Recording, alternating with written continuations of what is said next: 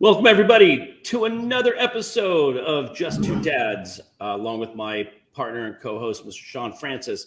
I am Brian Altunian, and today on Just Two Dads, we're going to do a tribute to special education teachers and those that are servicing our special education children in the classroom and otherwise, and looking forward to a really great conversation today here on Just Two Dads.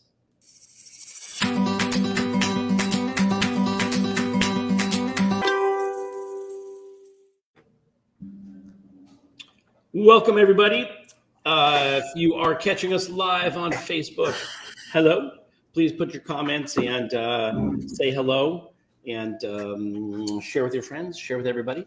Look forward to having a lively conversation. I say that and at the same time, I'm kind of exhausted from all of the work that went into going into the summit and our subsequent summit that we participated in as well. We're talking about that in a second. I want to welcome everybody who's catching us live on Facebook or on our YouTube channel. Welcome. Please subscribe, share with your friends. If you're catching us on Google Podcasts or Apple Podcasts or any other podcast outlets, welcome. We always welcome conversations, contributions. Please let us know if you've got people that you think we should be talking to.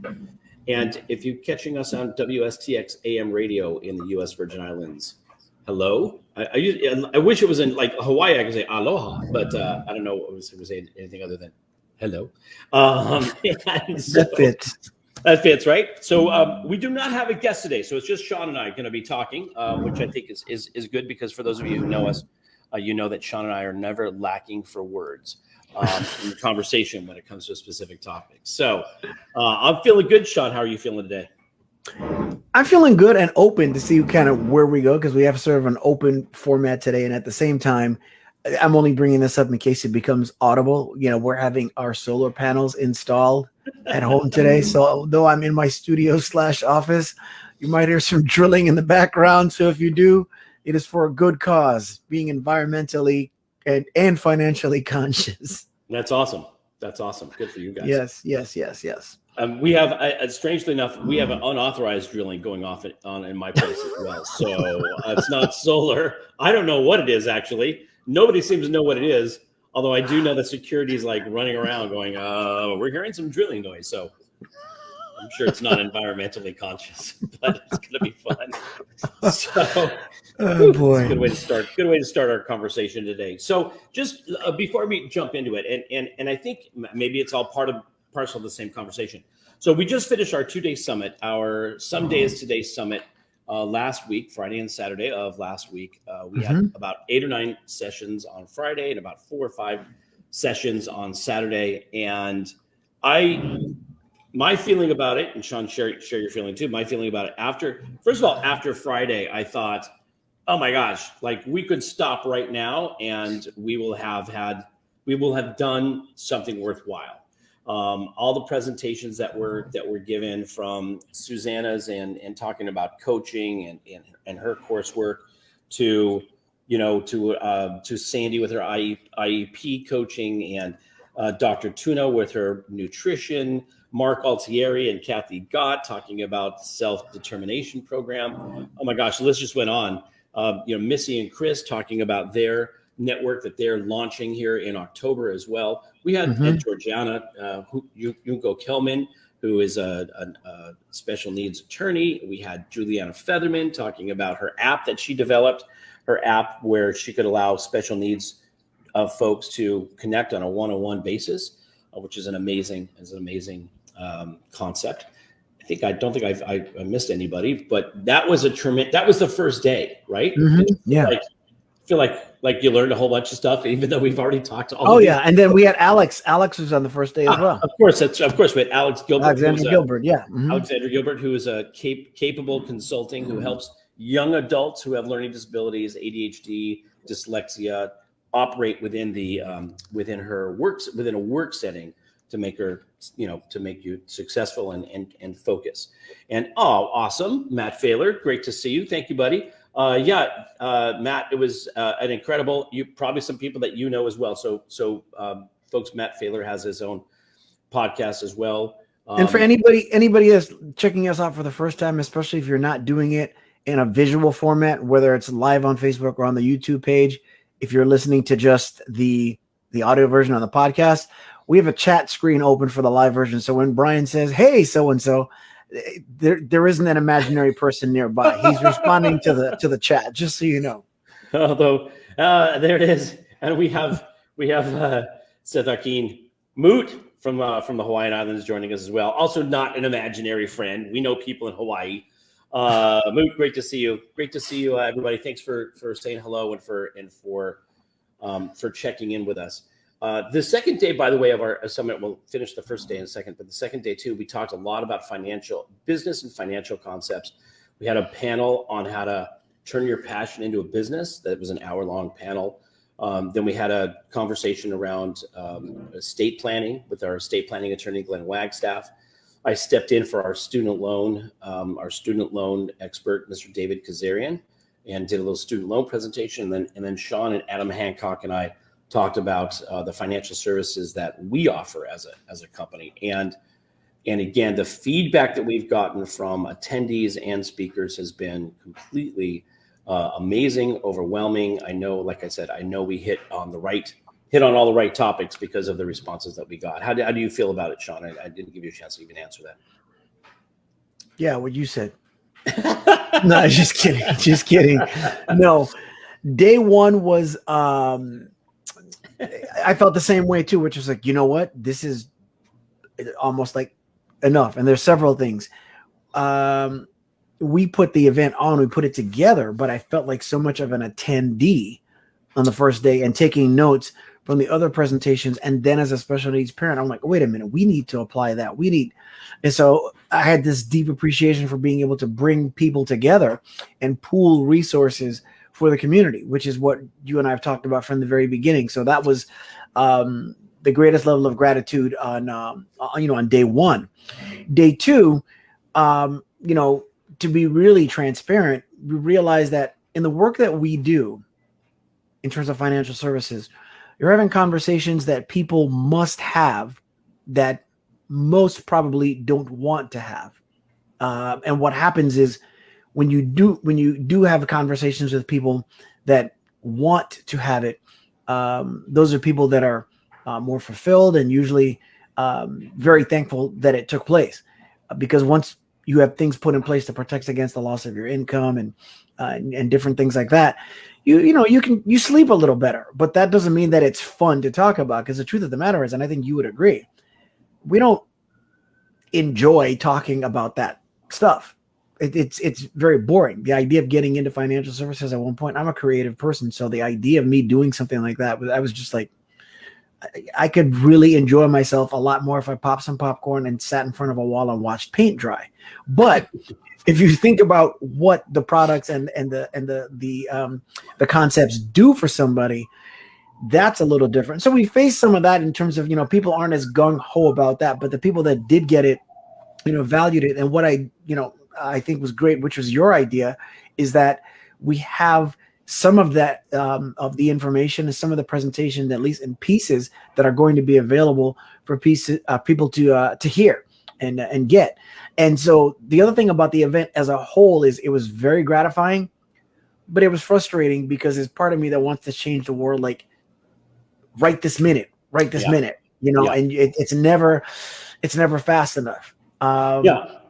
It could be another topic altogether, but you and I talk about mortality and making the most out of your life. And, there's a post I put on social media today, which is that anything is possible. When you see those words, anything is possible, anything can happen. When you see those words, do you think that about anything bad that can happen? Because it's true.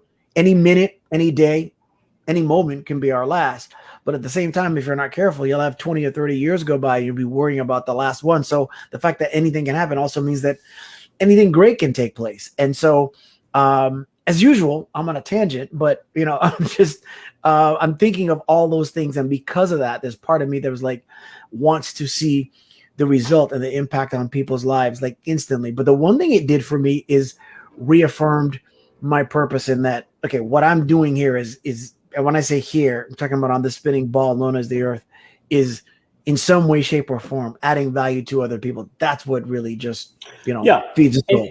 And I think for folks to know that all of the sessions were recorded, and we are in the process of just editing those and making those available. Those who had attended the summit have a little bit of exclusive period of time where they can go back and revisit and have access to the resources. And then we'll make them all available on our Just Two Dads YouTube channel for everybody to see. We want everybody to get value out of it. We just wanted our attendees to have a little bit of access to it, to be able to roll around and feel good about it. And we know that to give up a couple of days of time, nobody wants to sit in front of a Zoom, for an extended period of time, but people do that, and they did do that.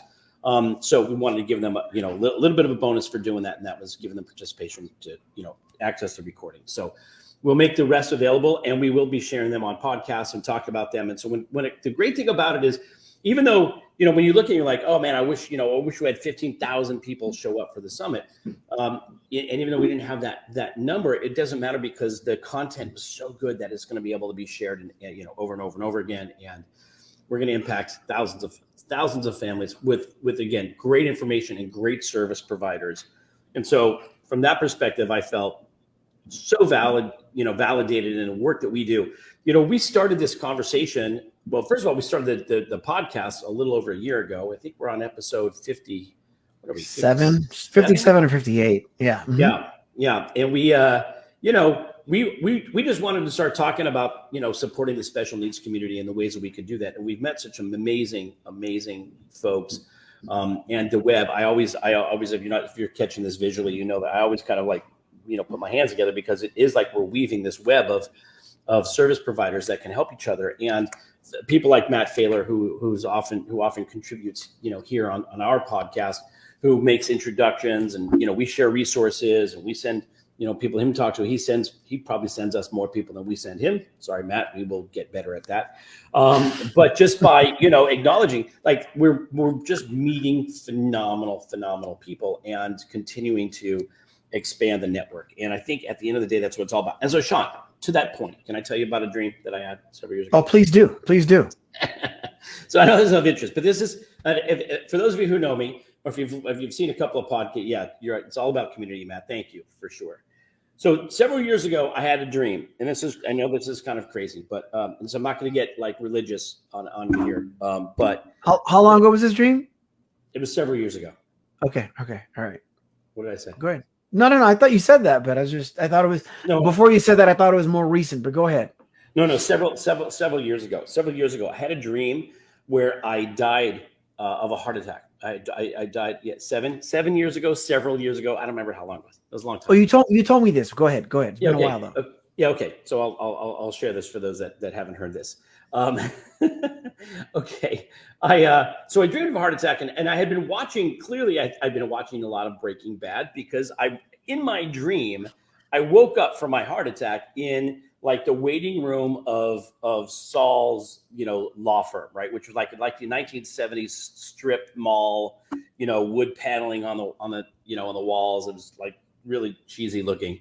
Mm-hmm. And I acknowledged, like, in my dream, where I have clearly died of a heart attack and now woken up in this ridiculous waiting room, that I'm also kind of a type A person. And so I was like, okay, so like, where do I go? Where do I go now? What am I doing? And I remember getting this message, and the message said, you're not going anywhere, right? You're not going on, you're going back, right? You're going to go back, and this is what you're going to do. You're going to gather all of your friends and family together.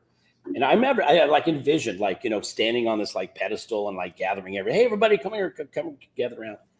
And you're going to say to everybody, listen, all of the things that take up your day-to-day that are, your fights with your spouse, or the arguments that you get into, or, your anger at the driver in front of you, all of that stuff, it's all just a big distraction. It's just in the way. It's just a lot of noise covering up your true purpose.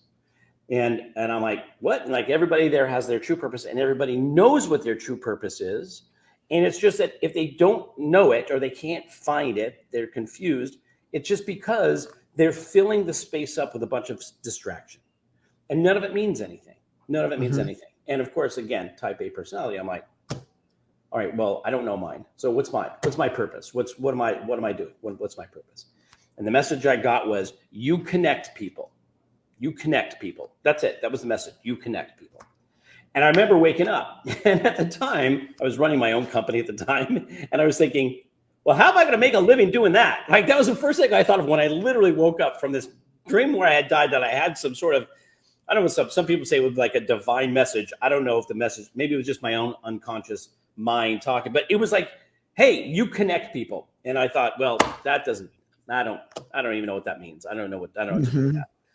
And I didn't really tell anybody for a long time. And then I reached out to a coach, a friend of mine who was a coach for me for a period of time.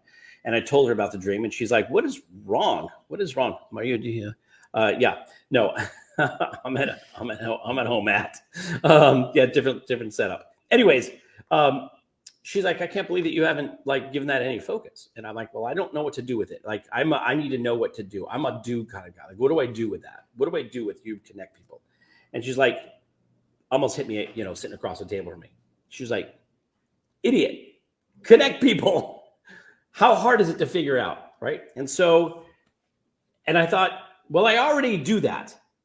I can't make a living doing that. She's like, stop looking at the connections that you make. This kind of goes back to this idea of our summit, our conference, and any kind of communication that we have. Stop thinking that there's an immediate payoff to the contribution that you make to people, right? So if you're looking, when you make a contribution to somebody else, if you're looking for the payment or what's in it for me, or when do I get that back, right? If you're looking at it, then it's not really a true contribution. At least it's not a selfless contribution. You're like, oh, I'm going to do this in order to get something back, right? So you need to stop looking at it like I'm going to get some value out of this, someday. The reality is the more that you contribute and share and give, the more it comes back to you. It just is going to look different than what you imagine it to be.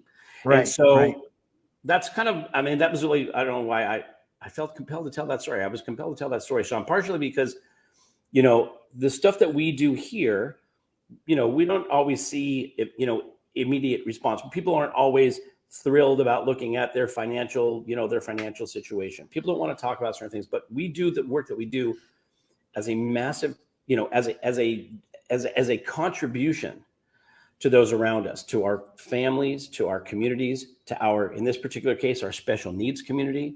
We look at how can we make a contribution. And when we set out to do the Just Two Dads podcast, I think that, that was part of the feeling between the two of us, which is we're just two dads. We're going to have a conversation about the things that are important to us, but we're going to also focus on contributing to this community and making a difference in the lives of the people around us. And I will say this, after 57 episodes, I feel that we've done that we do that, and we continue to do that.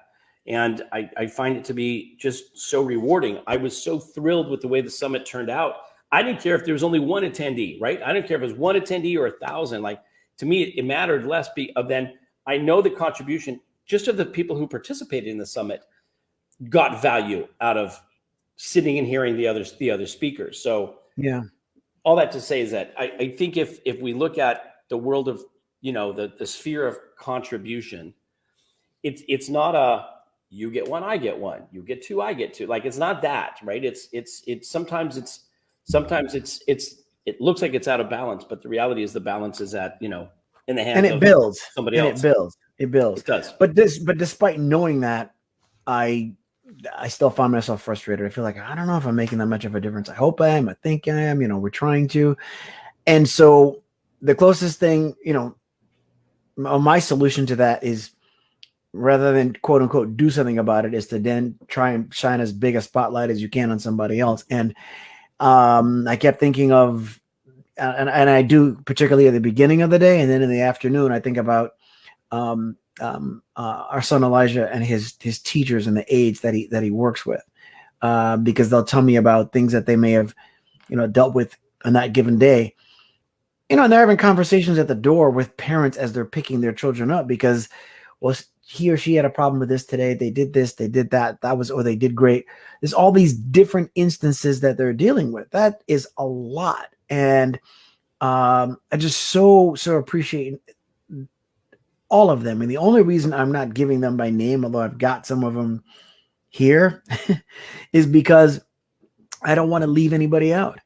And, you know, in our case, when he began going to school, we were like, well, how is this going to work? We're going to like leave him with somebody else. And he's got a diagnosis, you know, and in a neurotypical sense, you already have some separation anxiety. Your kid's going to school. It's like, oh no.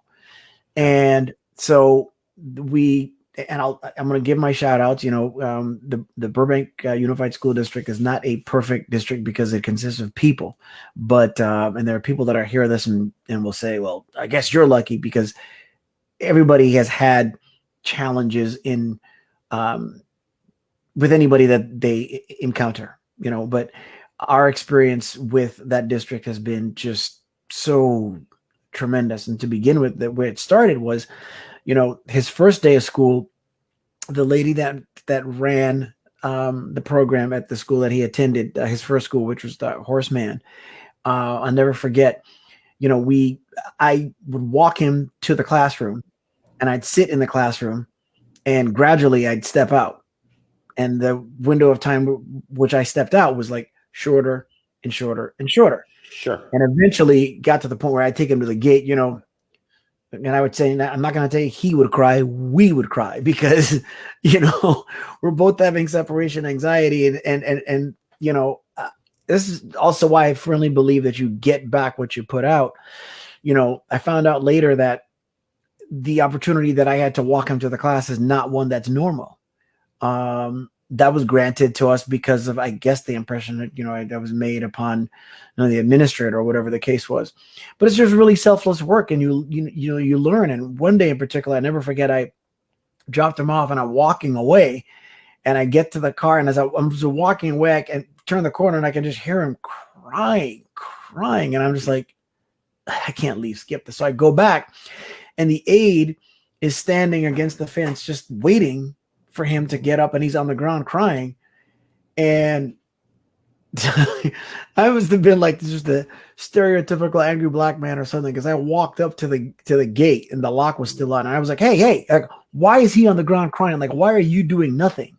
Yeah. And she's like, well, I can't pick him up. And then she's not supposed to because he was that small. And then I thought, and if she did, he wouldn't learn to eventually get up and get over it. We would never get to the point where I walk him to the gate and you say goodbye. And I just think that to deal with that with everybody's child is just such a selfless thing. And then when the school year ends, and he's going on to another grade and it's another teacher, you're just like, oh my gosh, another bit of anxiety because you've developed this great relationship with this teacher. She ends up being greater than you thought would be the case, and you're thankful and everything. Is the next teacher going to be as understanding? How is that going to work? Well, we've been blessed at every turn, and it's been great. And I'm sorry, I'm going to kind of ramble some, because what this has had me think of, in addition to getting onto social media and seeing all these people that know someone that passed away, is the thought goes back to my head about what we do, which is like, who's going to love my child the way that I do, despite the fact that I even get impatient at times? Who's going to care for my kid the way that I do, you know, when I exist only in memory? Some of that takes place during the day when your child is in somebody else's hands. And so the appreciation for those that do that is immeasurably deep. I agree. No, that's an interesting place to stop the conversation. Yeah, no, I get it. I mean, I think teachers in general are underappreciated. And we talk about it a lot. And a lot of people are like, oh yeah, you know, we all should appreciate teachers more. And yet I still don't think that they get the proper appreciation. Mm-hmm. I saw something on social media the other day where a gal was sitting there. She says, I have, I don't know what she said. I have 2 jobs. It was like, I do all of these other things, and I'm a teacher in America. You know, it was all this other work that she I saw that, yeah, in order to support herself. And I think in general, teachers are, you know, and she had like 2 or 3 degrees or something. Yeah. And teachers are, you know, what we want. They share their knowledge. They are impressing upon our children, you know, in education, and there's a period of time. Listen, a lot of us got a ton of appreciation, although I don't think anything has changed. But during the pandemic, when everybody was locked in and people and their kids were actually doing school from home, to see really truly what the value is of the work that teachers do when the kids are not with us. And the sad thing about it is how many parents were like, oh God, thank God the school year is back. You sent our kids back to school, well, they're sending them into somebody else's classroom, and their teachers have to take care of it and all the other issues that come with it. My youngest is 14. He's in high school. Man, I couldn't imagine running a classroom and trying to get anybody who's, especially now with social media, especially now in times where they've just spent 18 months at home, in front of screens. I couldn't imagine getting the attention of a 14 to 18-year-old. And here's the thing, what's the stuff going on, in their lives. What's really sad about it, and this is why I'm going to drift into this and we've talked about this, the work that we do in financial services, I want to, we talk about putting something together to offer to teachers, not simply, let's go make teachers clients, but really offer some value to them, because I'm thinking of the fact that it is complete commonplace for a teacher to, at the end of the summer, beginning of the school year, go shopping for supplies for her class or his class, right? For sure. And they're employees of a district. They're not independent contractors. They're not on a 1099. They're on a W-2. So therefore, they can't write that off. So that's like you go to work at, I don't know, maybe a restaurant or whatever, and your supplies and the supplies for your coworkers, you have to buy them. Not that you buy them and you're reimbursed and it's put back into your check or whatever. That's just common. So when you consider that, and then being underpaid when you look at the potential value that they bring, that's a pretty sad situation. Yeah, it doesn't really make a lot of sense. And for people to understand, and I'm sure if you've spent any time with your, in your children's education, that there's that the teachers are part of a teachers union that try to protect the rights of teachers, and they have to deal then with the administrative group, which is the principals and the administrative folks in the office that are paid for by the district. And so your teachers, and with curriculum that's set by the state, and every state is different. And so then you've got parents and a booster club. And so you've got a bunch of stakeholders involved in the education of children. And yet the ones who are face-to-face, 1 on 20 or 30, in many cases, 1 on 1 or 2, maybe in a special needs environment, that are really responsible with the actual education process. Everybody else is just supporting that process. In Los Angeles, we live in Southern California. Los Angeles is one of the largest school districts in the entire country. It's unwieldy, it's cumbersome, and the challenges that the district faces and the unions face, and all this stuff existed pre-pandemic. It's actually gotten worse since the pandemic. So we definitely need to do something different in this country to appreciate and uphold the value of our teachers, who really are our children's caregivers during the day, and really are partners in the raising of our children. And I don't know what it is. There's a period of time when during the Vietnam era, when soldiers had a very tough time, and then a lot of respect now has been paid towards the armed services, the armed forces, our police and fire after 9/11, a ton of respect to those people who selflessly go into a burning building and are a collapsing building and risk their lives. The teachers are in that category. Teachers are still first responders. They're right on the front line of stuff that our children go through. And, we don't pay them the proper amount of honor and give them the support that they deserve and that they need. And I think we all need to do that. And when it comes to our special needs educators, there's a whole nother level of, first of all, education that they all have to go through, but a whole nother level of work, how they handle our children's issues, some who have social anxiety issues, some who have sensory issues, that all have to have some sort of accommodation in a classroom setting. And the special needs teachers are that's their job, is to make sure that the setting is suitable for the child to have the best opportunity to learn as they possibly can. what a tremendous amount of responsibility and what a huge workload on those folks. Really grateful for the work that they do, and we'll talk about Jordan here in a second. But I just want to stop on that note and say, just again, so much appreciation and love and respect for our teachers, who are just as important in frontline workers as our healthcare professionals as well. So most definitely. Something more you wanted to add to that? No, I was just thinking.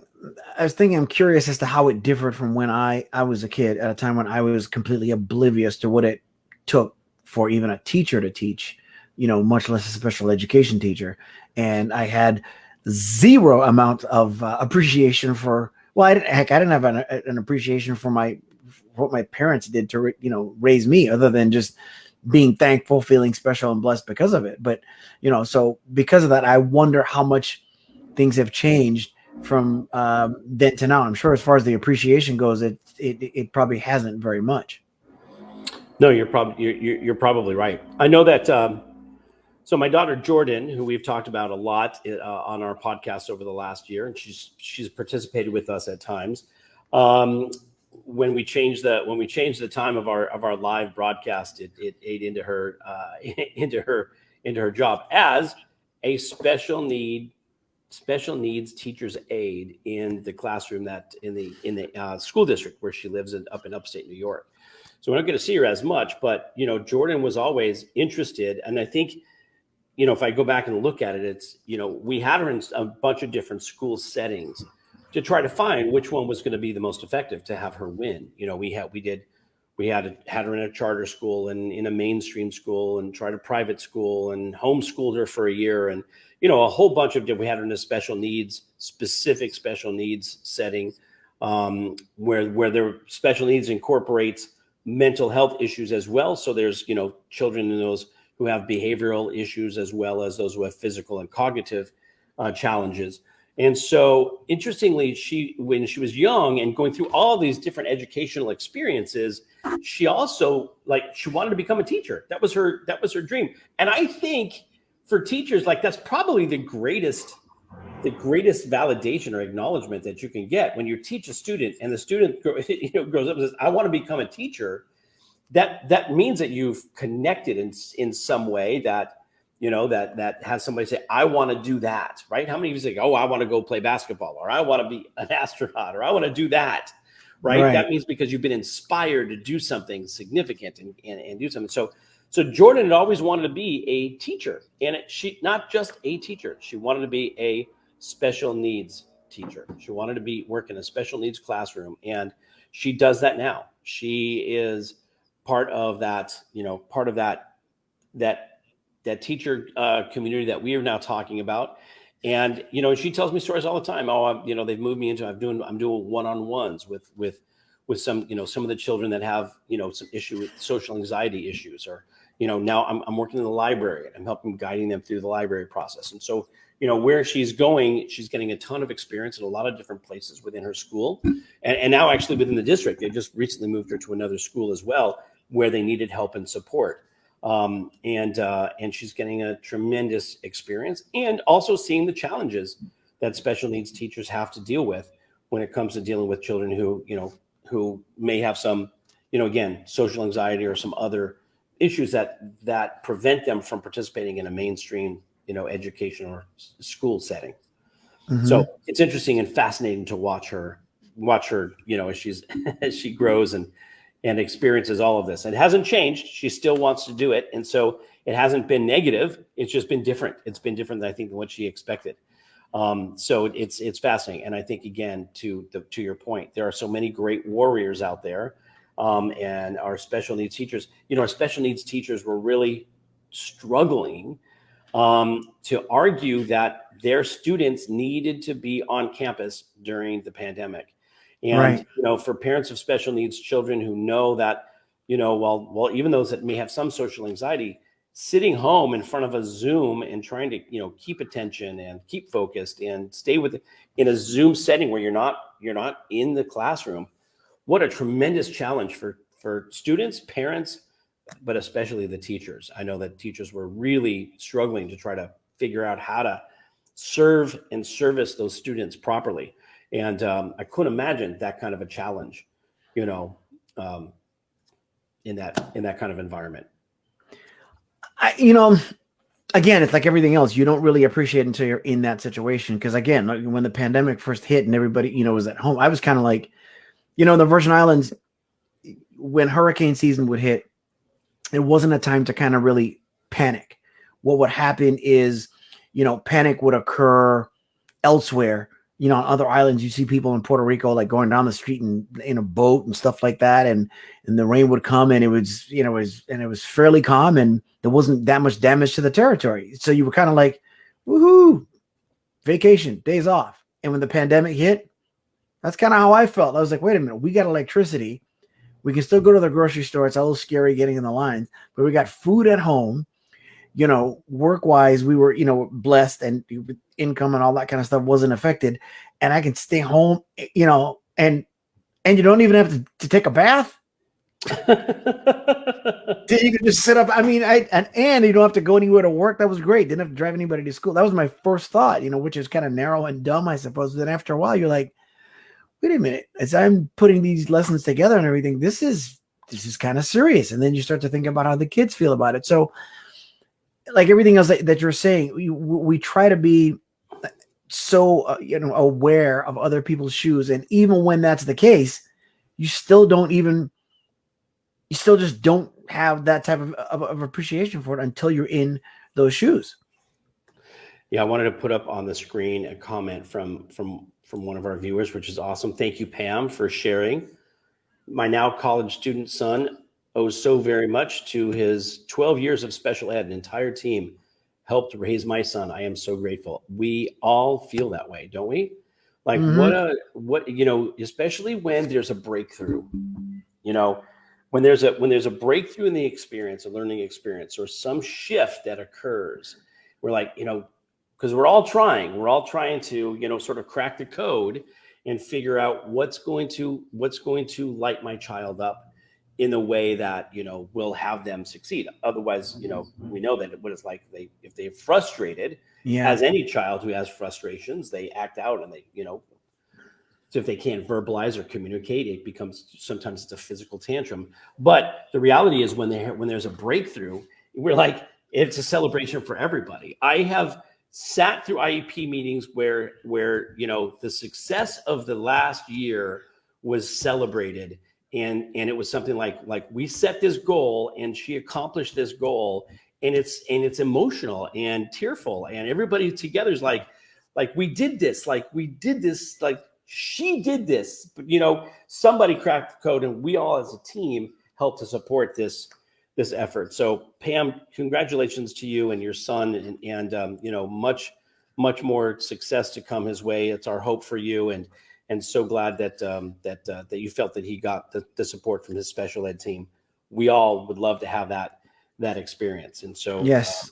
So that's beautiful. And I'm so glad that Pam joined us too. I think this is her first time, at least being on the chat. I think Pam and I are connected on Facebook through my cousin Timin, and who also has a son with autism.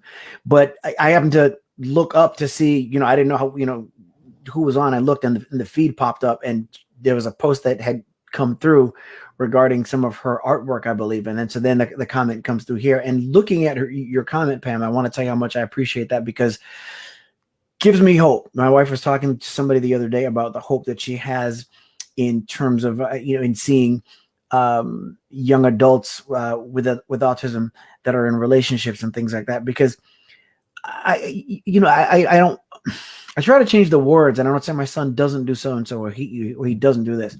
He has not yet done these things. So as of now, we still don't yet know if he's going to go to college, don't know what he would necessarily pursue. We don't yet know if he will drive. We don't know what level of independence will take place. And, anybody that plays a role, again, in getting that independence, the teachers, the aides, it takes a village anyway. It really takes a village when it comes to our children. Yeah, totally agree that it's definitely a village effort. Other things, Shawn, you wanted to call out a couple. I don't know if you want to call out any of your, but again, share the experience about Elijah and other, things that you're dealing with. My daughter Jordan is now out of the school process and now on the other end and obviously teaching, but your son Elijah is still in. And there have been so many advancements in the educational process for children who have autism and other needs. So what are some of the wins that Elijah has had? So tell us some of the conversations. Well, I can talk about some of the wins, and again, I'm torn because the only reason if I mention one name, I want to mention all of them, and I don't have them all in front of me, so I would leave somebody out. Okay. But because I'm thinking of every aide and teacher that he's had from, nursery school right up until now. But like we had a win yesterday in that, he was working, I guess, in the cafeteria packaging cookies or something like that. And I didn't know that was going to take place. And they're telling me, he had a cookie. I was like, oh, okay, that's good. I'm assuming it was a sugar cookie. And they're like, no. I'm like, what kind of cookie was it? And they were like, it was chocolate chip. And I was like, now, on one hand, most of you are probably thinking the last thing I need is my kid eating more sugar. But anything new that he eats, and then they told me that it was like really healthy, so it didn't taste like supposedly the best, but he ate the thing, and he's like me in that he doesn't dislike chocolate, but he's not big on it. So for him to eat anything new at all is a big deal. And then they took a walking trip because his class right now, being 15 and being a sophomore, finally getting used to saying that, consists of a lot of life skill things. So they took a walk to the store and they purchased some items and they came back to his class. And in his class, there's a kitchen, right? So they made some pasta and they were telling us that he had pasta with some garlic bread. And I was like, did the pasta have sauce? And they're like, yeah, it had a red sauce. And that was like, he took one bite and didn't like it. But that's a big deal because that's something he doesn't like, saucy things as far as the textures go, So there, I like to say celebrate all wins, big and small. But the truth of the matter is that a win is a win, and you think of all those things because sometimes I think of like, what does friendship really mean to him? In terms of life and quality of life. I don't know that he really knows that. He's got people that he's been cool with that he went to school with, and some of the kids where we started our parents group and stuff like that are still in his class, and we keep in touch, but we haven't all gathered socially. And even in doing so, there isn't anyone that he just like really locked onto. We've still been his friends. So I wonder, like, when will he experience like real true friendship? Will he experience love? Will he experience independence? Will he have new experiences, period? Another new experiences that he has in life. A lot of them we're going to have to present him with. Some of them he'll come up with on his own because out of the blue, he'll ask for things that we just like, whoa, don't know where that came from, but that's great. So that's another thing that teachers and aides in the school setting help with as well, especially if you have someone that puts new things in front of your child. And again, we've talked about this before. It is one thing to meet a parent who is a warrior. They become a member of that community by, somewhat of a choice, but this is your child. That your child introduces you to the special needs community by way of their diagnosis. Yeah, when you have someone that, it's not a choice, but when you have someone who really does make a choice and they, have neurotypical children or don't have any children at all, and they choose to step forth and they put on the armor with which you fight mediocrity and all the challenges that any diagnosis brings along with it. That's a whole different level of appreciation. Yeah, for which my appreciation is just immeasurable. Yeah. We've had Mark Esposito on as a guest on our podcast, who was one of those volunteers who still in his 20s, who steps in and, helps, young adults or young teens just before they transition to become young adults and succeed. And that out of pure choice and pure love for the community. I agree with you. Such massive appreciation for the work that they do. And you had just said something else that I was just going to comment on, and now it just went out of my head because I was thinking about Mark. I do think that, I know what it was when we talk about, introducing new things, as parents, we have an expectation of our children. And we have an image that we've created in our head of what something is supposed to look like. So when we deal with our children and they do something different than what our image is, there's frustration. Sometimes it's anger, it's misplaced or whatever. It could be very frustrating. Whereas when it comes to when a teacher is doing it and that's their job, think about it. If you're in a position where you can unlock the mysteries of the mind, right? Movies and TV, television shows have been written about, about that concept. How do you find the right combination of keys to unlock the mysterious mind of an individual, whether they have special needs or not? But special needs challenges, it's just a more intricate puzzle to try to solve. And our special needs teachers are so great at doing the things with the patience that sometimes we as parents don't have for our own children. So I think that's where the appreciation comes in. There are things that we can introduce to our kids and then they go, oh, man, well, I'm not going to try that again.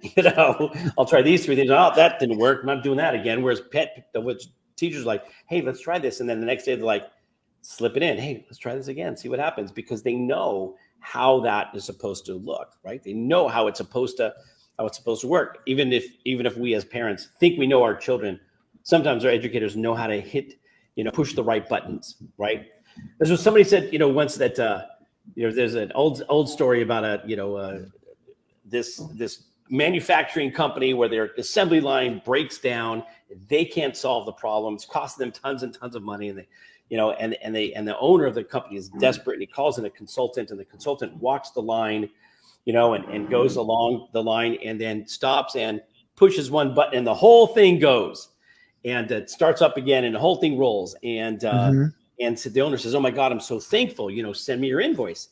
And the guy sends the invoice and it was, something like $100,000. And the owner's like, $100,000? All you did was push a button. I said, yes. It was $99,990 to know which button it was to push. Right? It was $1 to push the button, and you guys get it, right? $99,999 to know which button to push. Sometimes our children's teachers are those people who just know which buttons to push, and for that we are always grateful. For that we should always spend a little extra time getting to know our special needs teachers and what would make a difference in their lives and how we can make a contribution to them because they're making such a huge contribution to all of us. So again, this is sort of this conversation was really, by the way, on the heels of this fantastic summit that we just hosted last weekend. Shawn and I also participated in a summit yesterday and today for parents and caregivers. Put off by another one of our previous guests, and that was a tremendous experience. And it really is all about how can we all make contributions to our community? How can we make contributions to the people in our lives who are making a difference for our children and for our families? And if anything, this conversation today is really just about helping everybody figure out maybe something that you can do to help. Even if it's just an extra thank you or hug. I don't know, are people hugging yet? I don't know if we're actually hugging yet, but something to make a difference and let these warriors, these absolute champions know how much we deeply appreciate the work they're doing and the influence and the impact they're having on our children. So that was just sort of my tale. I feel like I've talked a lot today. I don't know, Shawn. I feel like I talked a lot today. I feel like I'm just messing with you. No. I was just messing with you. No. Why should today be unlike any other day? No, not at all. No, I just feel like we're vibing like we always do. I don't think that at all. No. If you were Jewish, you would say Manish Dana, right? Which is part of a prayer that said during Rosh Hashanah and Yom Kippur. The 4 questions like, why is this night different than all other nights, right? Manish Dana, right? Why is this night different? Well, because this night we're taking stock in the world. But when somebody says, I don't know if you think I'm talking too much, most people would go, if you were Jewish, you would say, Manish Dana. Of course, what else would you?